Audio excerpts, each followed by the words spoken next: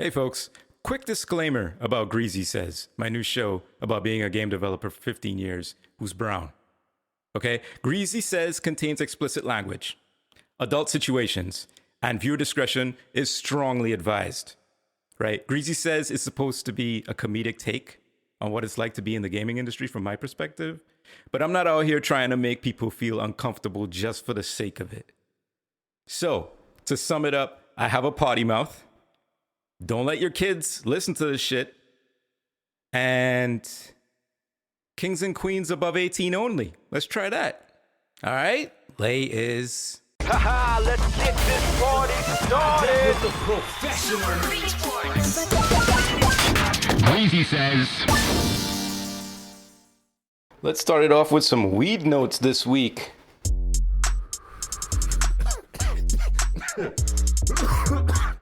Weed notes. Okay, so I've recently been kind of back into sativas. If you don't know, there's in herb, there's indicas, sativas, and I guess hybrids, which hybrids I feel like are kind of just indicas, but not as crazy. Don't make you sleepy or whatever. But I've really been into sativas recently, and I have found this brand called Fresh Connection. Wish I was sponsored. How do you get sponsored by herb? That would be cool if they just send you free herb. Anyway, I've been on this perfect pear for a while, and that's been really fun. But I recently found this lemon cane, also by Fresh Connection. Couple of things I like about this brand. Well, I should say the herb. It's like not super dense, not gonna lock you down. Really good for creativity, really good for work, and motivation. It's great for that. The taste of the lemon cane, I don't know if I like it as much as the taste of perfect pear, but they're not bad. They're not like diesel-y or anything. She make it look easy, probably cause she's so easily. She make it look easy, cause she's so damn easily.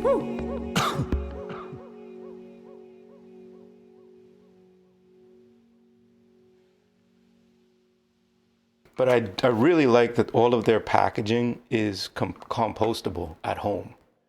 Yes, I'm a grass skirt wearing hippy dippy. Yes, I care about this, I guess. But I do like that you could just compost this whole fucking thing at home if you want. Well, at least the cover, and then you can recycle the glass. I really don't like when herb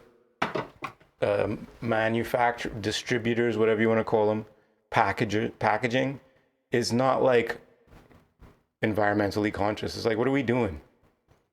We selling plants. The shit we sell the plants in should also be plants, right? Like, that's so dumb. Like, imagine, okay, patent pending, don't steal my idea. I came up with it here first, so if you see it out there, well, I might not have come up with it first because patents take a long time. Anyway, why don't they make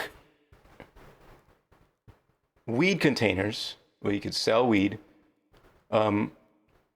made of like hemp?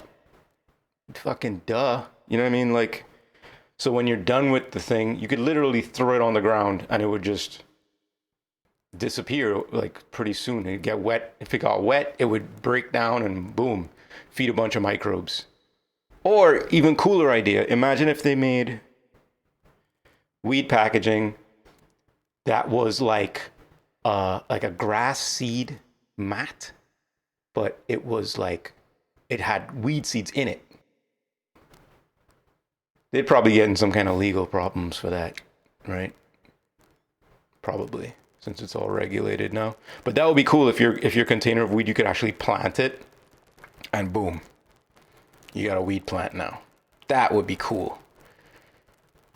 That would be really cool. They do make things like that. They make like, birthday cards that have seeds in them, so you can like throw that shit in the ground and make it grow. I think, transition that over here. Why don't you? What you play, what you play, what you play, what you playing, what are you playing? What you playing? I'm playing Halo, like Combat Evolved, like the first one. Again, I got the Master Chief Collection on Steam. Just because I was feeling for like a simple shooter. And I remember Halo being pretty fun. I have like great memories of being in Buffalo, New York, playing on my buddy's Xbox, because he was the only person I knew that had an Xbox. Playing Halo and like going to visit this cat.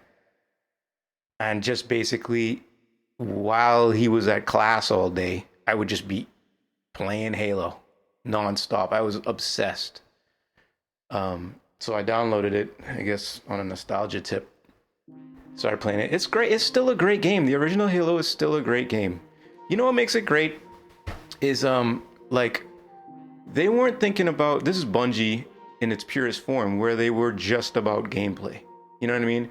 Marathon Infinity, Myth, if you can remember that one, and then Halo, Oni, if you remember that one. They were all about gameplay, just coming up with cool mechanics and act like combat that felt great. Not so much about story. And Halo is just a great example of that. It's just a big ass playground where they're like, hey, we made really good gun gameplay. Have at it for a really long time. Yeah, you know, these levels kind of repeat themselves a lot, and they are really, really long, and sometimes they have long sections of nothing in them. But we really believe in this combat. They even put Combat Evolved in the name, so they knew what they were up to, right? So it's still fun. And like, personally, the more story they added to Halo, the more I was like, huh? What? Like listening to, what's that little robot that flies around? I don't know. I don't remember its name. It's so forgettable. But anytime that thing is in a scene talking about Halo lore, I'm like, so bored. Yeah, but still a great game. But I had one major issue as an audio guy with Halo Combat Evolved, is they fucked up all the music cues in that game. How did this happen?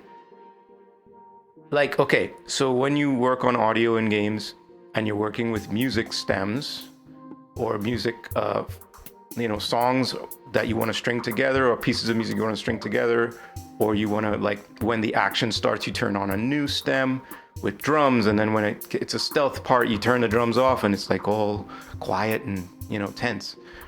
So you can do that programmatically with middleware like Wise or Fmod or whatever, or some coder, some fucking plumber will give you events to play your music on or whatever.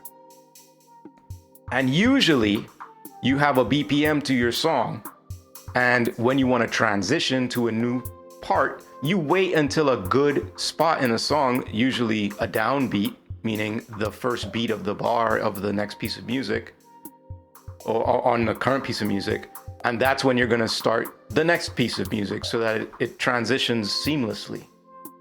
Every game on Earth does this. This is not new. This is not unique.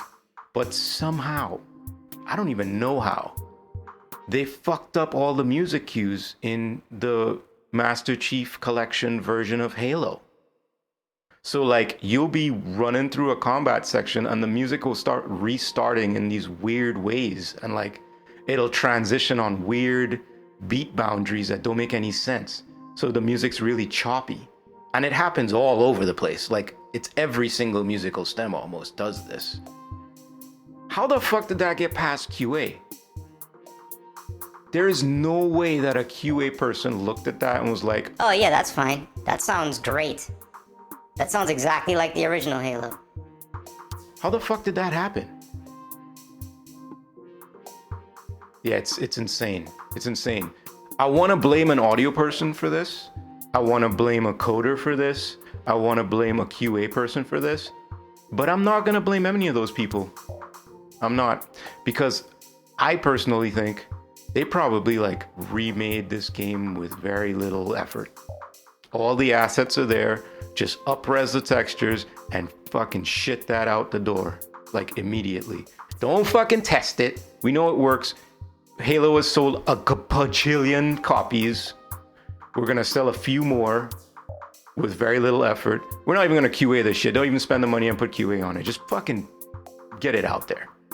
I'm sure it was a business decision to just leave the shit broken. I can't even believe it, man. But I'm sure it was a business decision. There's no way QA looked at that and was like, I'm just not gonna tell anyone. unless they really hated their job. Yeah, so I just wanted to rant about that. How the fuck do you fuck up music cues? How?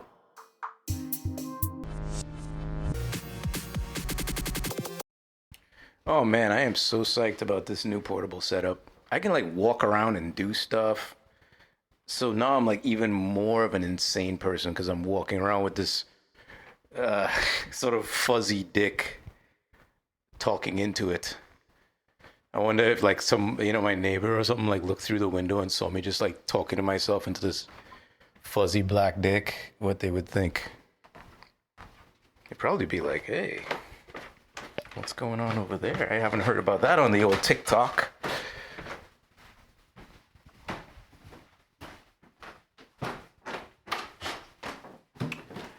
The other thing I have to worry about is my family walking in on me and how embarrassing that would be. But it would happen once, and then I guess the embarrassment would dissipate. But this is going to help me crank out thoughts like way more. This is going to help me, like I said last time,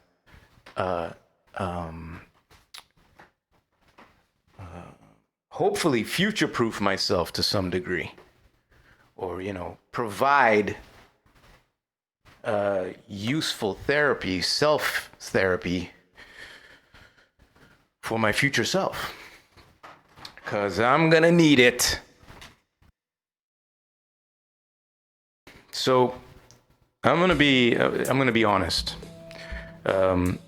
Recently, I'm saying, I don't know how long, but recently, and what feels like in recent memory, maybe it's because I was like, I've been wrestling with this depressive state that I haven't been playing games as much. And I think that's probably has to do with my depressive statism. That usually happens when you feel down and you feel depressed or whatever, is that oh, hold on. I gotta chill out with all the noise in the background. Yeah, when you're in a depressive state, you tend to not do the things that make you feel good. The healthy things in your life, like games that I think are healthy for me. You stop doing those and then you feel more like shit, and then you don't want to do those things and you feel more like shit. And it's just like, it's like a fucking cliff after that. So I haven't been playing any games. I've downloaded new games. I didn't even finish. This is how bad I've been feeling. I didn't even finish Frostpunk 2 yet. That's how little time I've been dedicating to games. To playing games instead of just making them. And I got Animal Well, but I haven't even cracked the plastic on it, so to speak. I haven't ASMR'd the side of the computer case glass. You know what I mean? I'm not taking a piss. I'm just filling up my water bottle. Just fucking relax.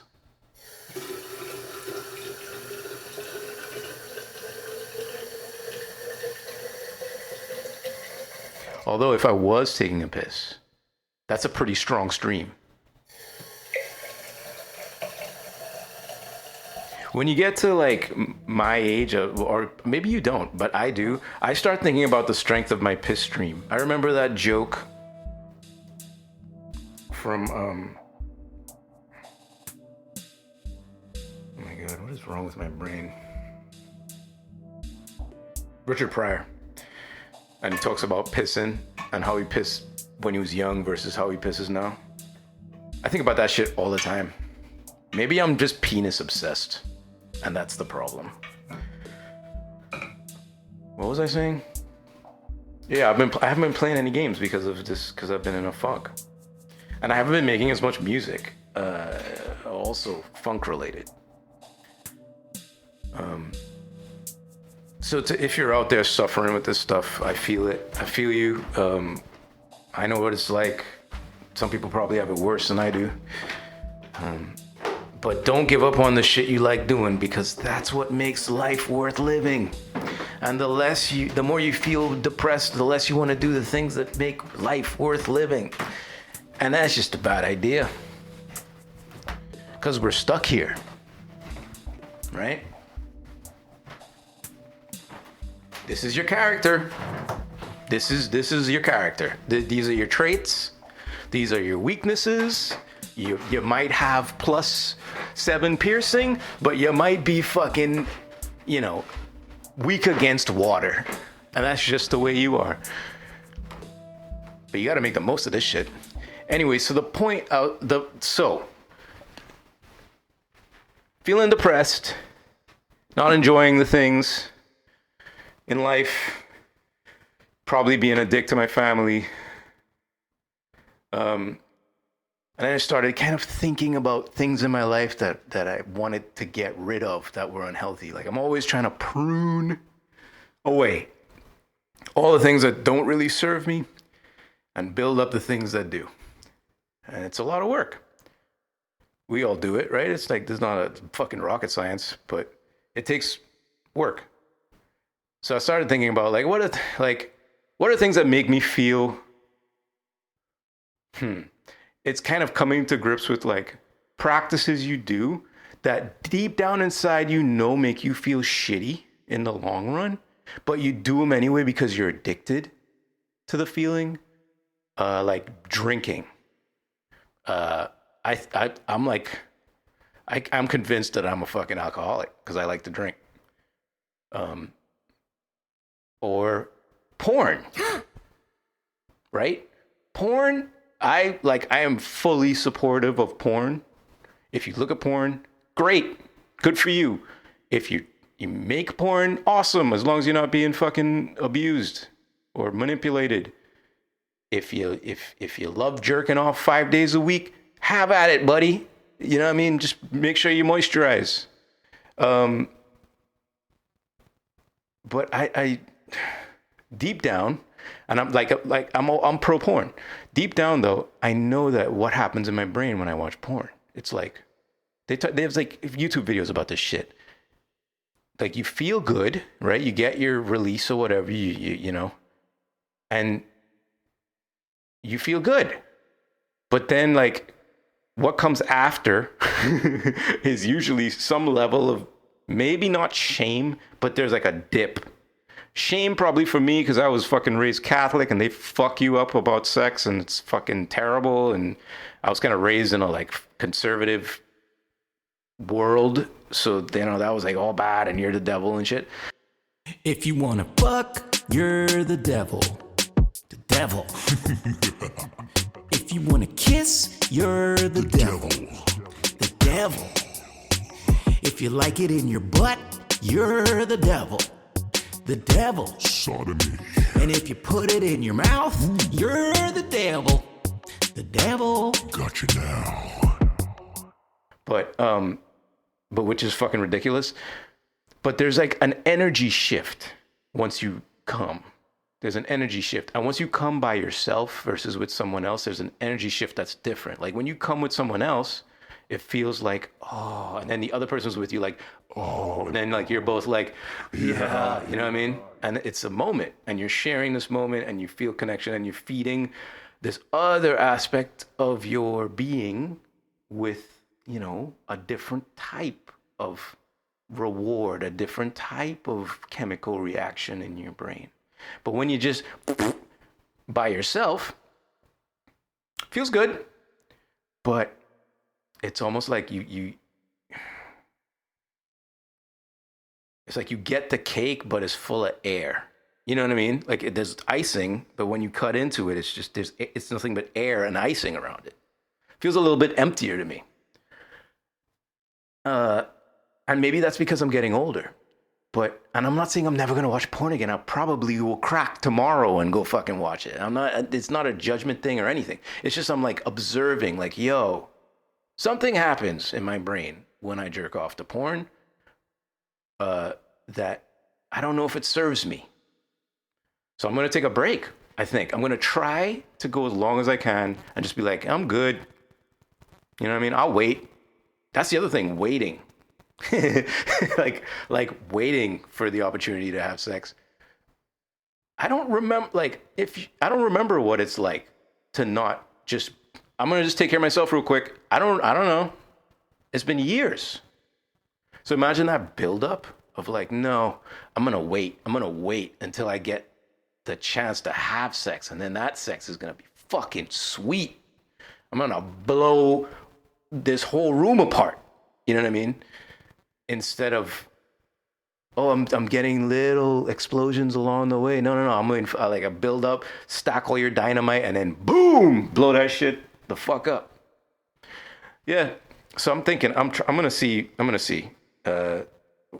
That's very personal information that I just told you. And if you know me, fuck, now you know that about me.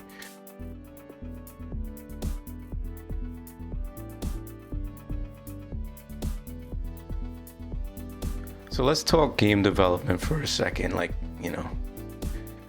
this podcast is supposed to be about.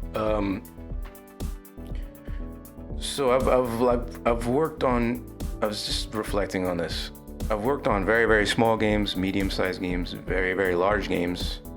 I'm not the most successful developer in the world and shit, and I'm not trying to toot my own horn. But I'm starting now to rub elbows with people like that, like heavy hitters, like people who kind of shape the industry or like are big names. I'm rubbing elbows. I'm not even rubbing elbows. I'm just breathing the same room air kind of thing. And I've been thinking about the process of making games more and the difference working for a really big company versus a small company. And like there's so much what, red tape, is that what the phrase is? There's so much busyness and pomp and circumstance that happens at bigger companies. Like the bigger the company, the more shit you gotta do just to do your job. Isn't that wild? Like huge, like take an example, like a Facebook or like an Amazon or something. Those companies are so big that like the head doesn't know what the tail is doing. And if the tail wants to communicate with the head, it's gonna take a while, because it's gotta like trickle through the thigh bone and then come up through the hip and go to the fucking, you know what I mean? Down the vertebrae, and each vertebrae you have to get clearance, and then like, you know what I mean? Like it just takes forever for things to happen. And that trickles down to individual developers too. Like the amount of time you might have to spend just saying you're going to do the task instead of doing the task, and the saying you're going to do the task and then saying that you're doing the task and then saying that the task is complete takes longer than you doing the task itself. Like that sometimes happens. It's crazy. It's crazy.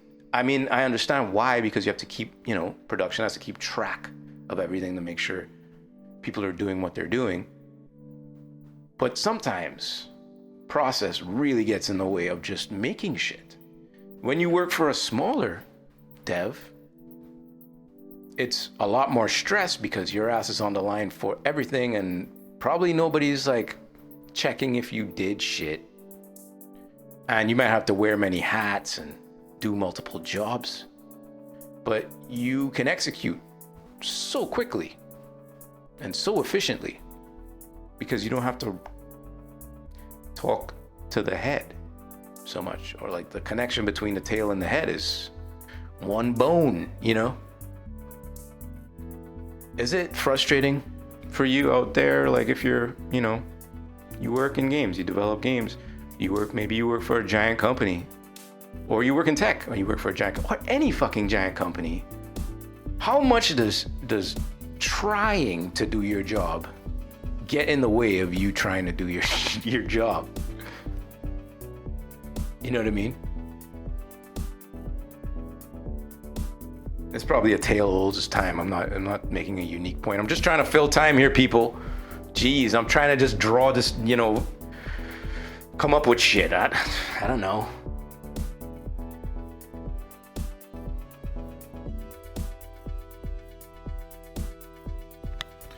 You want to know what program I've never liked? And I still don't really like, but it's, I guess, the best thing in the business. And everybody uses it, so you have to use it. Nope, not talking about Zoom.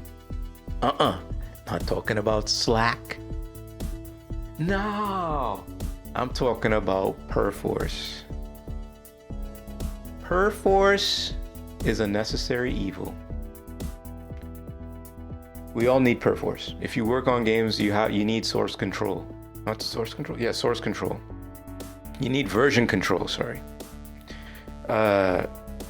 And Perforce is widely used, and I guess highly customizable if you're the janitorial type. But I've never liked Perforce, man. I've grown to understand it a little bit more, and I've grown to accept it, and I deal with all of its problems. It's like Perforce is like the drunk uncle. It's like you gotta just put up with this motherfucker. It'll all be over soon. As soon as you can just get him out the door and make sure you don't fight with nobody, everything's gonna be okay. But until that point, you're on edge. You don't feel yourself. Your hands are sweaty. You're angry for some reason. Nobody knows why. It's Perforce. It's Uncle Perforce has come to town. He's visiting and he's been drinking again. And it's election season. So Uncle Perforce is just popping off at the mouth left and right. I use Perforce every day for work. But it's always such a pain in the ass. Have you ever run into an issue with Perforce? Have you ever gotten your build messed up on Perforce and tried to get it back? It's like you literally have to burn down the entire forest just to get rid of this one diseased tree. Perforce is like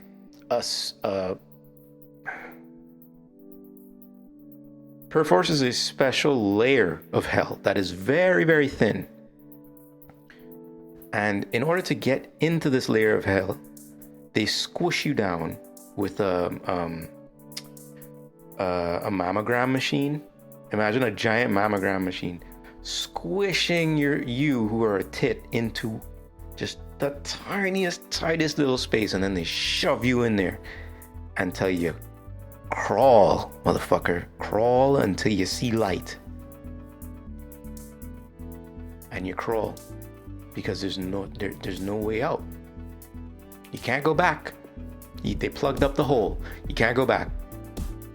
You gotta go forward, and it's gonna hurt, and it's gonna be uncomfortable, and you might not be the same person when you come out the other side, but you have to get through that layer of hell. That's what using Perforce is like.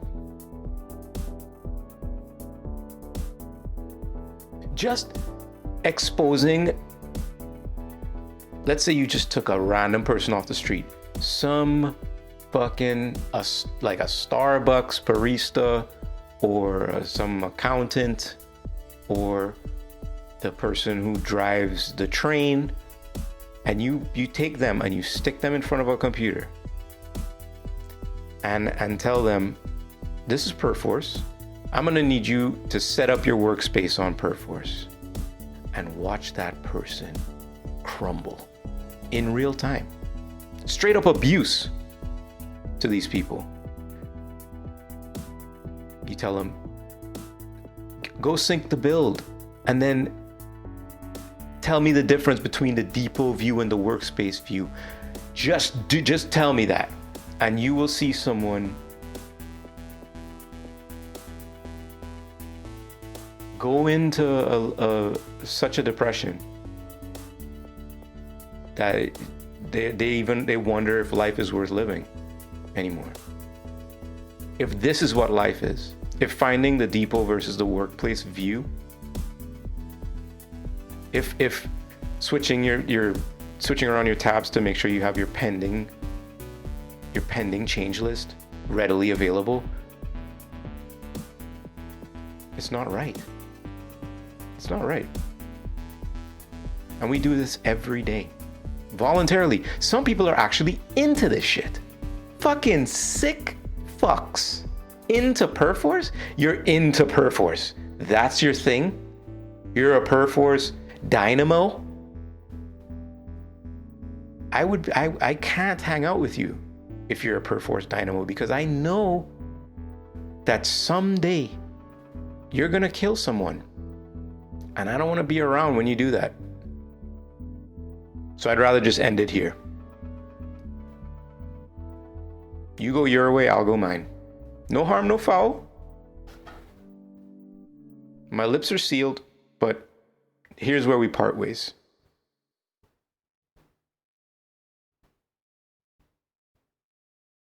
If you've never used Perforce, let's say you're one of those people. Let's say you're one of the people who don't even know what I'm talking about. Oh my God. That would be wild. If you don't know what Perforce is, I just want to reassure you of how good your life is.